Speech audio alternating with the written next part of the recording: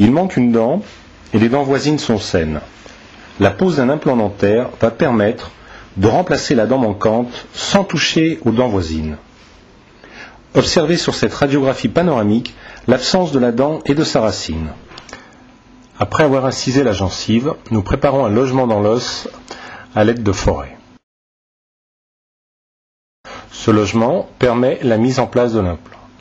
Ensuite, dans la plupart des cas, il faut attendre 2 à 4 mois l'ostéo-intégration, c'est-à-dire la colonisation par les cellules osseuses de la surface en titane de l'implant.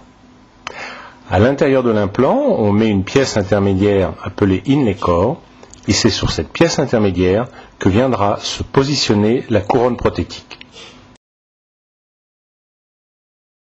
Dans la très grande majorité des cas, la pose d'implant se passe dans les cabinets dentaires et ne nécessite pas d'hospitalisation.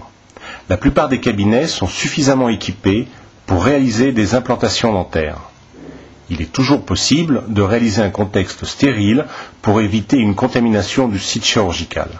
L'extraction d'une dent de sagesse a généralement plus de conséquences post-opératoires que la pose d'un implant.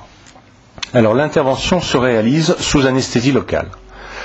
Nous faisons tout d'abord une incision de la gencive afin de l'écarter et de voir l'os. La gencive est donc écartée.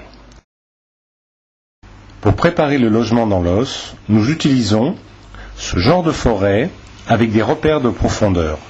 Le forage dans l'os est réalisé sous irrigation de sérum physiologique. Le logement pour l'implant est alors terminé à la profondeur que nous avons choisie. Voici l'implant dans son ampoule stérile. Il y a à son extrémité supérieure un porte-implant.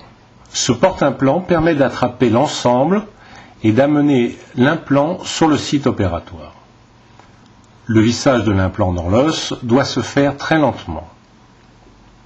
Sur ce schéma, vous voyez l'implant dans l'os toujours muni de son porte-implant. Et maintenant, sur ce deuxième schéma, une fois que le porte-implant a été retiré.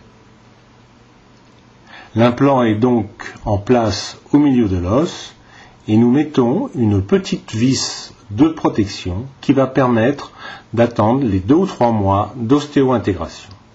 Les lèvres de la plaie sont ensuite adaptées au moyen de 2 sutures interdentaires.